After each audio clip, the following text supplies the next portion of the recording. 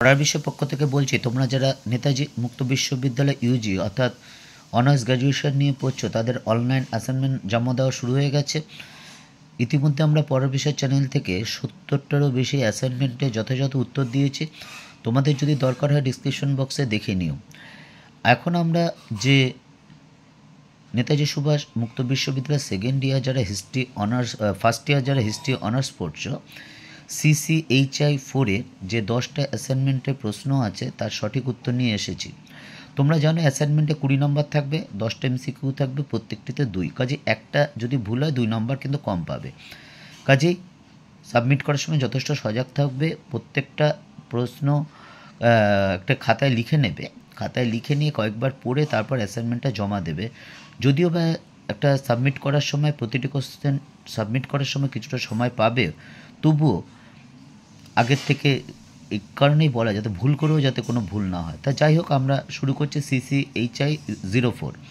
প্রথম প্রশ্ন দেখো, রোমের পতন কবে হয়? 476 খ্রিস্টাব্দে। 2 নম্বর, কমিটিয়া টিবিউটিকা কি? রোমের আইনসভা। ভেস্টা কিসের দেবী ছিলেন? অগ্নি। 4 নম্বর, বাগদাদ নগরী কে পত্তন করে? আল-মসনুর।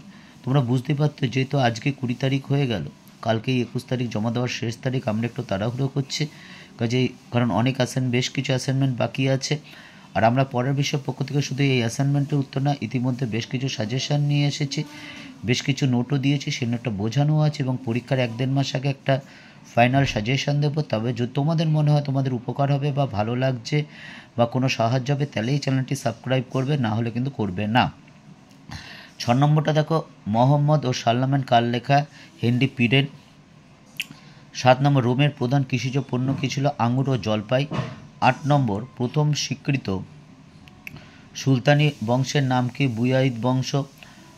9 নম্বর, পন্টিফেক্স ম্যাক্সিমাস কি? রোমের প্রধান পুরোহিত। লাস্ট প্রশ্ন দেখো, ফ্যামিলিয়া রুস্টিকা কি? দাস নিযুক্ত খামার। এই ছিল তোমাদের নেতাজি মুক্ত বিশ্ববিদ্যালয় যারা হিস্ট্রি অনার্স ফার্স্ট ইয়ার পড়ছে CCHI 04-এর 10টা অ্যাসাইনমেন্টের সঠিক উত্তর। কাজেই তোমরা যদি আমাদের পরের বিষয় পক্ষ থেকে দেখো, তাহলে অবশ্যই আশা করি 20 পাবে। কাজেই ভালো করে পরীক্ষা দেবে। পড়ার বিষয় পক্ষ থেকে এইটুকুই কামনা যে শুধু অ্যাসাইনমেন্ট ভালো হবে তা নয়, 20-তে 20 পাবে, পরীক্ষা ভালো হবে, শুধু সেটুকু নয়, সারা জীবন ভালো আনন্দ ও সুখের কাটুক, এটাই আমরা পড়ার বিষয় পক্ষ থেকে কামনা করি। আর একটা কথা বলতে খেয়াল নেই তাড়াহুড়োর মাথায়, যদি তোমাদের শিক্ষা সংক্রান্ত কোনো প্রশ্ন থাকে বা এরপর ইতিহাসে বা গ্র্যাজুয়েশন করার পর কী করব বা কোথায় কি হয়, কোনো ক্যারিয়ার ওরিয়েন্টেশন বিষয়ে অর্থাৎ কেরিয়ার পথনির্দেশিকা স্বরূপ যদি কোনো জানার ইচ্ছা থাকে, তাহলে আমাদের জানিও। আমরা আমাদের যারা আছি তাদের মাধ্যমে কিন্তু তোমাদের সমস্যার অবশ্যই সমাধান করব। পড়ার বিষয় পক্ষ থেকে এতটুকুই, অগ্রিম শুভেচ্ছা রইল।